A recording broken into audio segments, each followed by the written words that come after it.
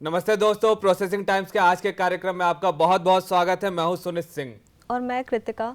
दोस्तों, जैसा कि आप सब जानते हैं, फूड प्रोसेसिंग इंडस्ट्री हमारे देश की ऐसी इंडस्ट्री है जो विकास के मामले में रोज नए रिकॉर्ड तोड़ रही है। जो लोग भी इस इंडस्ट्री से जुड़े हुए हैं, चाहे वो किसान हो, बिचौलिए व्यापारी हो या बड़े उद्योगपति, सब लोग दुगना मुनाफा कमा रहे हैं। किस तरह से एक किसान या व्यापारी प्रोसेसिंग यूनिट लगाकर अपना मुनाफा बढ़ा सकता है, इस मुद्दे पर हमें जानकारी देने के लिए हमारे साथ स्टूडियो में मौजूद है हेमंत अरोड़ा जी। हेमंत जी, आपका बहुत बहुत स्वागत है हमारे स्टूडियो में। हेमंत जी, हमें सबसे पहले ये बताइए कि आपका अनुभव कैसा रहा है इस इंडस्ट्री के साथ, अपनी प्रोसेसिंग यूनिट के साथ। देखिए, प्रोसेसिंग यूनिट के साथ हमारा एक्सपीरियंस बहुत अच्छा रहा है। जितने समय भी चलाई है, प्रॉफिट में चलाई है। निश्चित रूप से कहीं ना कहीं कोई भी इंडस्ट्री गवर्नमेंट की स्कीम से, गवर्नमेंट के रूल्स एंड रेगुलेशन से अबाइड उसको कहीं ना कहीं प्रभावित होती है। और बिस्किट इंडस्ट्री को 2002 के अंदर उसका इम्पैक्ट आया था कि इसको मल्टीनेशनल्स के लिए खोल दिया गया था, डी रिजर्व कर दिया गया था। अच्छा। तो उस वजह से इस इंडस्ट्री के अंदर उस समय पे प्रॉब्लम आई थी। लेकिन अभी स्थिति बहुत अच्छी है और इसमें अच्छा बेनिफिट लिया जा सकता है फूड इंडस्ट्री को लगा के, फूड प्रोसेसिंग प्लांट को लगा के। तो कोई भी अगर लगाना चाहता है तो उसको एक इंडस्ट्री सेटअप की जानकारी कहाँ से लेनी होगी? निश्चित रूप से इसके लिए हर जगह, हर डिस्ट्रिक्ट के अंदर डीआईसी बनाया गया है जहाँ पे वो जानकारी ले सकते हैं। और इस प्रोग्राम के माध्यम से मैं कुछ टिप्स बताना चाहूँगा कि किसी भी व्यक्ति को, किसी भी किसान को, किसी भी व्यापारी को यदि कोई फूड प्रोसेसिंग यूनिट लगाना है तो चंद बातें उसे बहुत इंपॉर्टेंटली उसको ध्यान में रखनी चाहिए। सबसे पहले उस एरिया के अंदर क्या प्रोडक्ट की अवेलेबिलिटी है, रॉ मटेरियल्स उसके पास क्या है। एक सर्वे के द्वारा कि उसके रॉ मटेरियल्स कौन कौन से हैं, वहाँ पे इलेक्ट्रिसिटी की क्या पोजीशन है, लेबर की क्या पोजीशन है, मार्केट वो कहाँ पे करेगा, इन सारे मुद्दों पे उसको एक सर्वे रिपोर्ट बनानी चाहिए। वो सर्वे रिपोर्ट का कोई स्पेसिफिक फॉर्मेट नहीं है, लेकिन उसको अपनी जानकारी के लिए कि जो पैसा वो इन्वेस्ट करना चाह रहा है, जो फाइनेंस वो बाजार से लेगा वो इन्वेस्ट करना चाह रहा है, तो उससे एटलीस्ट अपने कॉम्पिटिटर्स का, अपने प्रोडक्ट अवेलेबिलिटी का, सारी चीज़ों का ज्ञान होना ठीक चाहिए। उसी तरीके से जैसे हम खेत में कोई फसल लगाते हैं तो पहले ये जांच परख लेते हैं कि हमारी मिट्टी कैसी है या सिंचाई की व्यवस्था है कि नहीं, हम कौन सी फसल लगाए तो ज़्यादा मुनाफा हो। निश्चित रूप तो उसी तरीके से एक यूनिट लगाने के लिए हमें इन सब बातों का ध्यान देना होगा। उसके बाद सबसे पहले उसे एक फर्म बनानी पड़ेगी। उसको करने के बाद उसको अपना रजिस्ट्रेशन कराना होगा एफएसएसएआई के अंदर, डीआई से रजिस्ट्रेशन कराना होगा, ईएसआई है, पीएफ है। ये एक पूरा का पूरा सिस्टम है जिसके अंदर हमें अपने आप को गवर्नमेंट के डिफरेंट डिपार्टमेंट्स के अंदर हमें अपने आप को रजिस्ट्रेशन कराना होगा, जिससे कि हम उनका बेनिफिट ले सकें। कोई भी यूनिट लगाने से पहले मेरा ये सुझाव है कि उसकी एक प्रोजेक्ट रिपोर्ट तैयार कर ली जाए। प्रोजेक्ट रिपोर्ट के अंदर हम ये सारी चीज़ें कवर करते हैं कि हमारी लैंड कैसी होगी, बिल्डिंग का कॉस्ट क्या आएगा, क्या बिल्डिंग बनाएंगे, प्लांट एंड मशीनरी हम कहाँ से लेंगे, हमारे कौन से सप्लायर होंगे, हम कहाँ माल बेचेंगे, माल बेचने की क्या स्ट्रेटेजी जो है। एक डिजाइन होती है, पूरा प्लान डिज़ाइन की। होता है। हाँ जी। वो डिज़ाइन हमें बैंक में सबमिट करना होता है। और जैसा कि मैंने बताया था कि एक बैंकर्स के पास एक स्कीम है कि अगर 1 करोड़ रुपए से नीचे आपने लोन लेना है तो आपको कोई भी कोलेटरल सिक्योरिटी देने की जरूरत नहीं है। तो आप अपने प्रोजेक्ट साइज के हिसाब से आप अपना डिमांड कर सकते हैं बैंक से। ये दो काम होते ही आप एलिजिबल हो जाते हैं गवर्नमेंट से, जो गवर्नमेंट ने सब्सिडी दी हुई है फूड प्रोसेसिंग यूनिट के लिए। सर, जैसे मान लीजिए मैं एक किसान हूँ, सबसे पहले मेरे दिमाग में भी अगर ये कोई बात आएगी कि मुझे प्रोसेसिंग यूनिट लगानी एक है, तो मैं सबसे पहले ऐसी लोकेशन ढूंढूंगा जहाँ से मुझको यातायात के सही साधन हो, जहाँ बिजली पानी हो, जहाँ लेबर सस्ते मिले। इन सब चीज़ों को देखने के बाद मेरा अगला कदम क्या होगा, सबसे ज़रूरी अहम अगला कदम? जगह हमने फाइनल कर ली। अब जो प्रोडक्ट हम बनाने जा रहे हैं वो उसका रॉ मटेरियल जो है वो किस रेट का आ रहा है, उसकी प्रोसेसिंग में कितना खर्चा होगा और वो बिक किस रेट पे रहा है, मार्केट में क्या डिमांड है, जिसको कहेंगे। कितने टैक्सेस हैं उसमें, कितना है। तो कंपनी की नेट रियलाइजेशन निकालनी पड़ेगी कि कंपनी अगर इस सेगमेंट में इस प्रोडक्ट को बेचती है तो उसे मान लीजिए 100 रुपये मिल रहे हैं सारे खर्चे निकाल के। अब वो प्रोडक्ट की कॉस्ट हमें 90 रुपये आ रही है, 95 आ रही है या 85 आ रही है, वो हमें कैलकुलेट करके, ये सबसे इंपॉर्टेंट है, हमें ये समझ के कि हमें इतना मार्जिन इसमें मिलेगा, ये हमारा ब्रेक इवन पॉइंट है, यहाँ से हमें स्टार्ट करना चाहिए। उसके बाद उसके अंदर जो हमारे प्लांट एंड मशीनरी लगना है उसके अनुरूप हमें बिल्डिंग को बनाना चाहिए। वो बिल्डिंग बन गई, फिर प्लांट एंड मशीनरी के ऑर्डर हुए, प्लांट एंड मशीनरी हमने एस्टेब्लिश कर दी, फिर उसके ट्रायल्स हुए। गवर्नमेंट सेक्टर के अंदर एमएसएमई डिपार्टमेंट है जहाँ से आप बहुत सारी इन्फॉर्मेशन गैदर कर सकते हैं। वहाँ पे पायलट प्रोजेक्ट्स भी लगाए हुए हैं। और सर, जैसे मार्केटिंग की बात आती है तो फिर मार्केटिंग के लिए क्या देखना होगा कि निश्चित रूप से यहाँ पे जो इसका जो थोड़ा सा पॉइंट है वो यहीं पे है, मार्केटिंग का हमें ज्ञान ले लेना बहुत ज़्यादा ज़रूरी है। यदि आप छोटे स्तर पे काम कर रहे हैं तो आपको अपने प्रोडक्ट को स्प्रेड करना है। सबसे पहले तो उसकी क्वालिटी, बहुत बार ऐसा हुआ है, हमने जीवन में बहुत बार ऐसा देखा है कि लोगों ने फैक्ट्री बहुत अच्छी बना ली, अब जिस दिन स्टार्ट हुई उसके बाद मार्केटिंग करने के पैसे नहीं है, तो वो सारा का सारा शो उसका फ्लॉप हो सकता है। मार्केटिंग का ध्यान फैक्ट्री लगाने से ज़्यादा इंपॉर्टेंट है कि मार्केटिंग कैसे करनी है। ब्रेड की मार्केटिंग, ब्रेड अपने आप में बहुत सेंसिटिव प्रोडक्ट है, 2 दिन की उसकी शेल्फ लाइफ है, ख़राब हो जाता है, लेकिन आज ब्रेड इंडस्ट्री ऐसे बढ़ रही है आगे, मार्केटिंग उसका मेजर कंसेप्ट है। अगर आप एक दुकान पे 10 रखने की बजाय 10 दुकानों पे एक एक रखें, आप देखेंगे कि आपका प्रोडक्ट कैसे क्विकली बढ़ रहा है आगे, तेजी से जाएगा। बहुत अच्छी बात बताई हेमंत जी आपने कि हमें अपने मार्केटिंग पे एक विशेष ध्यान तो देना होगा। बिल्कुल। आप एक चीज और बता रहे थे कि हमें ये देखना होगा कि किसकी शेल्फ लाइफ कितनी ज़्यादा है। हाँ। ठीक, तो जब कोई हम प्रोसेसिंग यूनिट लगाए तो हमें अपने यूनिट के बारे में ये देखना होगा हम किस चीज़ की यूनिट लगाएं। ऐसी चीज़ों को चुने जिसकी लाइफ ज़्यादा हो, जो मतलब जो चीज़ें कम दिन में ख़राब हो, उसको अगर हम अवॉइड करना चाहें तो नहीं, अगेन डिपेंड करता है। जैसे अभी हम केरला में एक यूनिट लगा रहे हैं, वहाँ पे ब्रेड अपने आप में जो है उसकी शेल्फ लाइफ कम है। पहले इंस्टेंस में हम लोगों को ये कहते हैं कि आप थोड़ा सा मार्केट डेवलप कर लो, उसके बाद ब्रेड लॉन्च करो। और ब्रेड जैसी चीज़, इसको बहुत थोड़े से स्टार्ट करना चाहिए। मान लीजिए आपके ओवन की, आपकी फैक्ट्री कैपेसिटी है कि आप 25,000 ब्रेड रोज बना सकते हैं। स्टार्ट विद 5,000, 5,000 बनाइए, कंज्यूम कराइए पूरी, फिर 10,000 पे आइए, फिर 15 पे, फिर 20 पे। हाँ, जो दूसरे प्रोडक्ट हैं वहाँ कहीं ना कहीं अच्छी बात है कि उसकी शेल्फ लाइफ बढ़ी है, तो कहीं ना कहीं एक नुकसान ये रहता है कि आदमी को लगता है 4 महीने की लाइफ है ना, हम 2 दिन बाद भी एफर्ट कर सकते हैं। ब्रेड में उसे पता है कि अगर मैंने आज एफर्ट नहीं किया तो मेरी ब्रेड ये खराब हो जाएगी। तो ये कुछ बारीकियां थी जो हेमंत जी ने हमें बताई। हम इस मुद्दे से जुड़ी और भी जानकारी आप तक पहुंचाएंगे, लेकिन एक छोटे से ब्रेक के बाद। कोई भी प्रोजेक्ट यदि आप लगाते हैं उसके अंदर 4 कंपोनेंट मेन है, लैंड का, बिल्डिंग का, प्लांट एंड मशीनरी और वर्किंग कैपिटल। बैंक का बहुत सिंपल सा फार्मूला होता है कि आपने चारों चीज़ों का टोटल किया, फर्ज कीजिए आपका 1 करोड़ रुपए का टोटल प्रोजेक्ट बना, जैसे land, building, plant and machinery और वर्किंग कैपिटल आपका टोटल 1 करोड़ रुपए का प्रोजेक्ट बना, उसके अंदर से बैंक आपको 70 लाख रुपए तक लोन दे सकता है। दोस्तों, ब्रेक के बाद प्रोसेसिंग टाइम्स में आपका एक बार फिर से स्वागत है। आज हम बात कर रहे हैं कि किस तरह से कोई भी किसान या व्यापारी प्रोसेसिंग यूनिट लगाकर अपनी आमदनी बढ़ा सकता है, किन बुनियादी बातों का ध्यान रखना चाहिए हमें कोई भी इस तरह की इकाई शुरू करने से पहले। इन्हीं जानकारियों को आपसे साझा कर रहे हैं हमारे साथ स्टूडियो में हेमंत अरोड़ा जी। हेमंत जी, आपने अभी मुझे बातें बताई कि किस तरह से जगह का चुनाव करना चाहिए, किस तरीके से मार्केटिंग पे ध्यान देना चाहिए, और क्या बुनियादी बातें जिनका खास ध्यान रखना चाहिए। देखिए, सबसे अहम बात यह है मार्केटिंग के साथ साथ कि यदि हमारा प्रोडक्ट कॉस्ट इफेक्टिव हो और क्वालिटी में अच्छा हो, तो निश्चित रूप से मार्केटिंग के अंदर जब जाएंगे तो पहला प्रोडक्ट तो हम प्लेसमेंट करके हम बेच देंगे, लेकिन दूसरी बार कोई भी कस्टमर हमारा प्रोडक्ट तब खाएगा जब उसके अंदर टेस्ट उसको अच्छा लगेगा। सर, तो जैसे क्वालिटी के लिए फिर हम किन चीज़ों का ध्यान, क्वालिटी एक तो ये है कि कैसे मेंटेन कर सकते हैं, और फिर हमें किन किन चीज़ों का ख्याल रखना चाहिए क्वालिटी से रिलेटेड। देखिए, जहाँ तक प्रोडक्ट की क्वालिटी की बात है वो डिपेंड करता है कुछ पैरामीटर्स पे। आप स्टार्ट से शुरू करिए कि क्वालिटी जो है एक कॉम्बिनेशन है कि आपने जो रॉ मटेरियल्स खरीदे, सबसे पहले तो वो अच्छी क्वालिटी के होने चाहिए। हम कोई भी प्रोसेस लगाएंगे, हम कोई भी उसके अंदर चीज़ इनपुट करेंगे, यदि हमारा प्रोडक्ट जो रॉ मटेरियल्स हैं अगर वो अच्छी क्वालिटी के नहीं होंगे तो हमारा प्रोडक्ट कभी अच्छा नहीं बनेगा। जो इक्विपमेंट आप, जो मशीन आप यूज़ कर रहे हैं, भले ही 4 के बजाय 3 मशीन लगाएं, लेकिन जो मशीन लगाएं वो फैक्ट्री की बैकबोन होती है, वो बहुत अच्छी क्वालिटी की होनी चाहिए। तीसरा, जो प्रोसेसिंग के रूल्स हैं उसे कम्प्लीटली फॉलो करना चाहिए।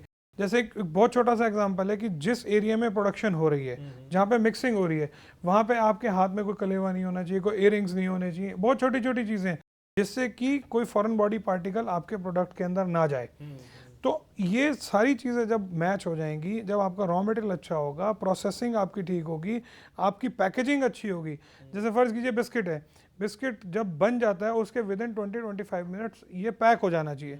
अब आपने रॉ मटेरियल भी बहुत अच्छा है, मशीनें भी बहुत अच्छी हैं, प्रोसेसिंग भी आपने, अगर पैकिंग में आपने 15 मिनट फालतू लगा दिए तो वो सारा प्रोडक्ट आपका वेस्ट हो गया। सर इसमें हमें जैसे प्लांट की सैनिटेशन वगैरह के का भी पूरा ख्याल रखना बिल्कुल बिल्कुल। अभी देखिए FSSAI जो बना है ये निश्चित रूप से हर चीज गवर्न कर रहा है इसके अंदर। आप फूड सेफ्टी ले लीजिए, उसका उसके अंदर आप रजिस्टर कराएं अपने आप को, जो कि आजकल लाजमी हो गया, ज़रूरी है कि अगर आपको कोई भी फूड प्रोसेसिंग यूनिट लगाना है तो आपको अपना रजिस्ट्रेशन फूड सेफ्टी में कराना ही पड़ेगा।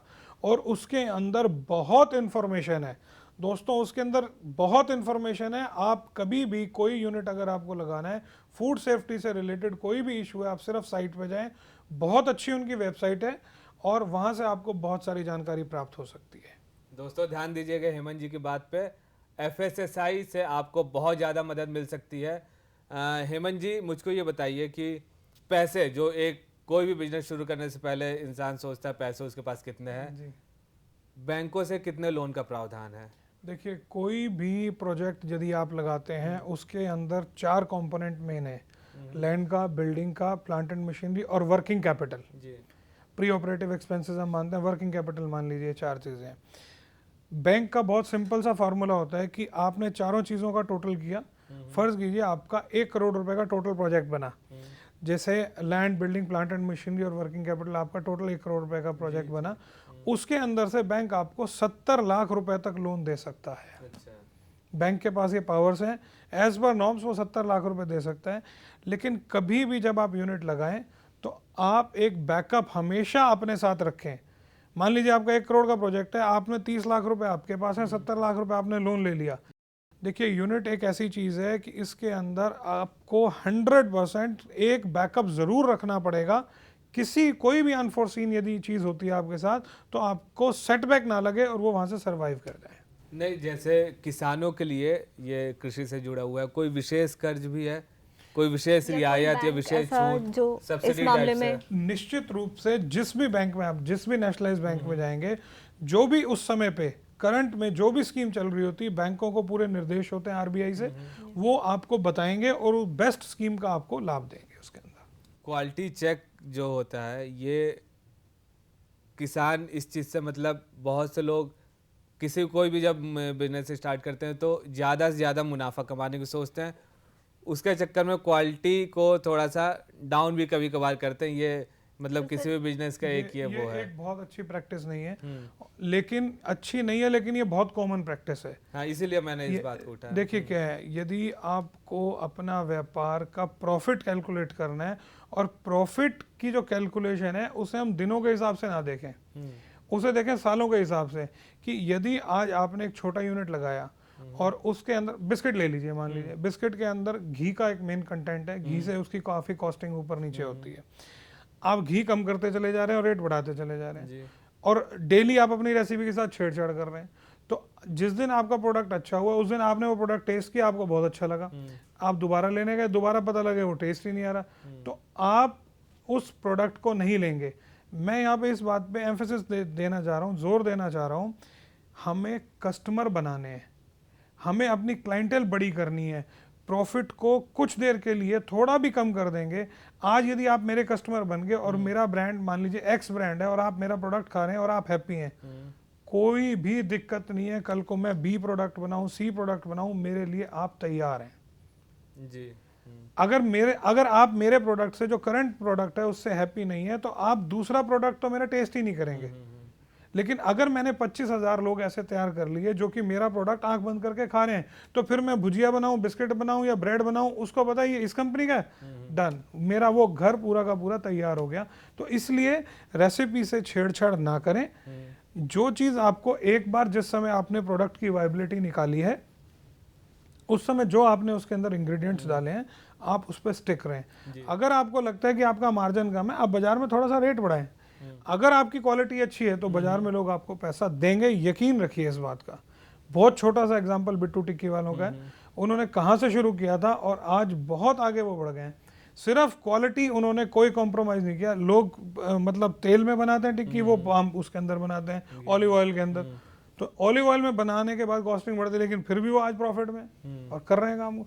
तो क्वालिटी बहुत बड़ा फैक्टर है किसी भी यूनिट को आगे बढ़ाने का। इवन जी जैसे क्वालिटी हमें मेंटेन करनी है, तो इसके लिए हम किसी भी फर्म में अपना एक क्वालिटी का भी यूनिट लगाएंगे। हाँ, इसके क्वालिटी की टेस्टिंग कैसे होगी? ये जैसे तो हमने बहुत कुछ भी अच्छी product- बातों बातों में बहुत बढ़िया बात निकल के आई है कि गवर्नमेंट, अगर आप अपने यूनिट के अंदर लैब बनाते हैं, लैब पे भी सब्सिडी देती है गवर्नमेंट कि आप क्वालिटी, हाँ, अगर आप अपने लैब बनाते हैं तो लैब के लिए भी आपको गवर्नमेंट और बहुत अच्छा इंसेंटिव देती है कि अगर आप अपने यूनिट में लैब बना रहे हैं तो गवर्नमेंट इंश्योर करती है कि आपको इतनी 80% है, वो एक बार चेक कर लें, वो आपको बेनिफिट मिलेगा कि आपकी लैब किस कैटेगरी में फॉल कर रही है, उसके हिसाब से आपको बेनिफिट भी है। तो मतलब हमें इस चीज़ का ध्यान रखना होगा कि स्वाद और स्वास्थ्य दोनों बना रहे। हाँ, बहुत बढ़िया आपने बात कही। ऐसी छोटी छोटी लेकिन और ज़रूरी बातें आपसे साझा करेंगे। रुकते हैं एक छोटे से ब्रेक के लिए। आप देखिए, वो किसान जो गेहूं बना रहा है उसको एक अच्छी अपॉर्चुनिटी मिली और उसने सेल किया, फिर मिल में गया, वो मिल वाले को फ़ायदा हुआ, फिर पैकेजिंग वाले को फ़ायदा हुआ, फिर यूनिट के अंदर आके जहाँ ये प्रोडक्शन हो रही है, बिस्किट बन रहा है, ब्रेड बन रही है, कुछ भी बन रहा है, वहाँ जितने वर्कर्स लगे हुए उनको फ़ायदा हुआ, फिर वो उसके बाद बाहर गया, जितनों ने मशीनें सप्लाई की उनको फ़ायदा हुआ। दोस्तों, ब्रेक के बाद प्रोसेसिंग टाइम्स में आपका एक बार फिर से स्वागत है। हेमंत जी, हमने सुना कि जिस पे बीतती है वही जानता है जी। आप 20-25 सालों से इस इंडस्ट्री से जुड़े हुए हैं, आपके अनुभव क्या है? क्योंकि सामने वाला जो हमें सुन रहा है, जो हमें देख रहा है, वो ये समझ रहा होगा ये तो बैठ के बातें कर रहे हैं, जब हमें खोलना होगा पता नहीं किन किन दिक्कतों का सामना करना पड़ेगा, क्या क्या चुनौतियाँ आएंगी। तो आप हमारे दोस्तों से, जो भी हमारे किसान भाई, जो भी मित्र हमें देख रहे हैं, उनसे आप अपना अनुभव शेयर कर सकते हैं यहाँ पे। देखिए, फैक्ट्री लगाना, एक प्रोसेसिंग यूनिट लगाना निश्चित रूप से चुनौतियां भरा है, और कोई भी व्यापार मेरी दृष्टि में जिस व्यापार में रिस्क नहीं है उसे हम व्यापार नहीं कहते। लेकिन इसका ये मतलब नहीं है कि हम स्टे बैक करें या पीछे हटें, हमें इन चुनौतियों का सामना करना चाहिए, और ये आसान है। चुनौतियां ज़रूर है, लेकिन ऐसा कुछ नहीं है कि अगर हम इसे जाएंगे तो हमें कुछ नुकसान होगा। नहीं सर, ये सवाल मैंने आपसे इसलिए पूछा कि हमारे जो किसान हैं बहुत ही भोले भाले होते हैं। मतलब ठीक है, थोड़ा सा नुकसान सह लेते हैं, लेकिन रिस्क नहीं लेना चाहते हैं। वो सोचता है भैया जो है हमारे पास, हम उतने में खुश है। आपका अनुभव उनको किस तरह से इंकरेज कर सकता है? देखिए, उसके लिए अगर किसान अकेला एक चीज़ को करना चाह रहा है और उसमें लगता है कि रिस्क फैक्टर को वो कम लेना चाह रहा है, तो मेरा सुझाव ये है कि 2 या 4 लोग मिलकर एक यूनिट को लगा लें और चीज़ों को ठीक से अंडरस्टैंड करें। एक लाइन ऑफ एक्शन बनाएं, और लाइन ऑफ एक्शन सूझबूझ के साथ बनाने के बाद उस लाइन ऑफ एक्शन को धीरे धीरे फॉलो। जैसे मान लीजिए कि उसे यूनिट लगाना है और उसको, अगर उसने लाइन ऑफ एक्शन नहीं बनाया कि मुझे क्या क्या लाइसेंस लेने हैं, तो निश्चित रूप से उसे दिक्कत आएगी। लेकिन यदि उसके पास लिखा हुआ है कि मुझे इसमें DIC में रजिस्ट्रेशन कराना है, मुझे सेल टैक्स में रजिस्ट्रेशन कराना है, मुझे एक्साइज एप्लीकेबल है या नहीं उसमें रजिस्ट्रेशन कराना है, ये सब चीज़ें लिखी हुई हैं, तो उसको कोई प्रॉब्लम नहीं है। मुझे पॉल्यूशन का सर्टिफिकेट लेना है, तो जब उसके पास ये सब लिखा हुआ है तो निश्चित रूप से वो अप्रोच करे एक डिपार्टमेंट को और लाइसेंस लेता चला जाए, कोई प्रॉब्लम नहीं। हाँ, लेकिन बिल्कुल ये बात तय है कि अगर आपको एक फूड प्रोसेसिंग यूनिट लगाना है तो इसके अंदर बहुत मेहनत और कंटिन्यूएशन चाहिए। आप ऐसा नहीं कर सकते कि यूनिट लगाया और 2 दिन में आप जो है, नहीं यार ये तो ऐसा ठीक नहीं है, ऐसा नहीं है। इसमें आपको मेहनत करनी पड़ेगी और लगना पड़ेगा, निश्चित रूप से सफलता मिलती है। वैसे भी सर हमारे देश के किसान मेहनत से तो नहीं डरते हैं। हाँ, बिल्कुल ठीक बात है, मेहनत तो बहुत करते हैं। तो इसी ये है, इसके अंदर कंसिस्टेंसी हमें चाहिए, रेगुलरिटी चाहिए, करना है और चीज़ों को ठीक से समझ के करें, फिर कोई दिक्कत नहीं है। सर जैसे एक फर्म लगाए तो क्या क्या फायदे हैं? अगर जैसे अगर इसको बहुत बढ़िया बात है। अगर आप एक कोई भी फूड प्रोसेसिंग यूनिट लगाते हैं तो आप देखिए कि कितने लोग कनेक्टेड हैं। छोटा सा एग्जांपल है, हम बर्गर खाने जाते हैं, 100 रुपये दिए उसे बर्गर ले लिया, लेकिन अगर आप इसके अब थोड़ा डीप में ले जाते हैं आपको, उस बर्गर का पहले गेहूं कहीं बना, निश्चित रूप से उस किसान को फ़ायदा हुआ, फिर उसका नमक कहीं बना, मसाले कहीं बने, फिर उसकी प्रोसेसिंग हुई, उसके अंदर लोग इन्वॉल्व थे, फिर उसकी मार्केटिंग करने के लिए टीम इन्वॉल्व थी, जिन दुकानों पे गया वो जो दुकानें से बेच रही हैं वो भी इन्वॉल्व हैं। तो जब एक फैक्ट्री लगती है तो पूरा स्पंदन इसके अंदर जो है होता है और आसपास की सारी चीज़ों को ये लाभान्वित करता है। आप देखिए वो किसान जो गेहूं बना रहा है उसको एक अच्छी अपॉर्चुनिटी मिली और उसने सेल किया, फिर मिल में गया, वो मिल वाले को फायदा हुआ, फिर पैकेजिंग वाले को फायदा हुआ, फिर यूनिट के अंदर आके जहाँ ये प्रोडक्शन हो रही है, बिस्किट बन रहा है, ब्रेड बन रही है, कुछ भी बन रहा है, वहाँ जितने वर्कर्स लगे हुए उनको फायदा हुआ, फिर वो उसके बाद बाहर गया, जितनों ने मशीनें सप्लाई की उनको फायदा हुआ, मशीन बनाने वाले की जो लेबर है उसको भी इनडायरेक्ट फायदा हुआ। तो यूनिट लगाना तो निश्चित रूप से जो है एक ये बहुत बढ़िया काम है। थोड़ी सूझबूझ के साथ, मेहनत के साथ, प्रॉपर फाइनेंस का इंतजाम रखते हुए यदि चला जाए कोई दिक्कत नहीं है। जैसे आपने बोला कि यूनिट लगाना बहुत ही ज़रूरी और फ़ायदेमंद बात है। सर यहाँ पे मुझको जो चीज़ समझ में आती है, जो हमारे देश में आज माइग्रेशन, जो इंटरनल माइग्रेशन है वो बहुत ज़्यादा हो रहा है। लोग गांव छोड़कर शहरों में आ रहे हैं क्योंकि अब उनको ज़्यादा मतलब पैसे ज़्यादा चाहिए, अच्छी लाइफस्टाइल चाहिए और गांव में उतने सोर्स हैं नहीं, तो वो लोग शहर भागते हैं। अगर ये जो भी यूनिट्स हैं, जो भी प्रोसेसिंग यूनिट्स हैं, अगर ये गांव की तरफ जाए तो हमारे इंटरनल माइग्रेशन भी रुक सकता है, लोगों को वहीं पर रोजगार भी मिलेगा, उनकी लाइफस्टाइल भी सुधर सकती है।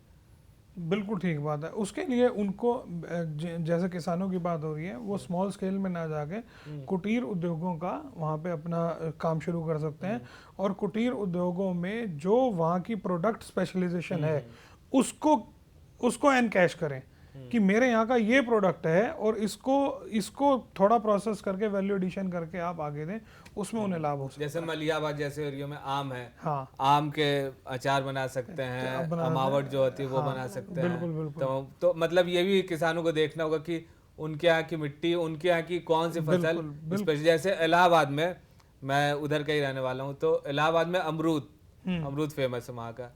तो अगर इलाहाबाद के कोई किसान, दोस्तों आप ही के लिए कह रहा हूँ, अगर आप लोग इलाहाबाद का कोई किसान जो मुझे सुन रहा हो और वहाँ पे कोई प्रोसेसिंग यूनिट लगाना चाह रहा हो, सबसे पहले अमरूद का ख्याल रखिएगा। हेमंत जी, हमें और हमारे दोस्तों को इतनी अच्छी अच्छी और बुनियादी बातें बताने के लिए आपका बहुत बहुत धन्यवाद।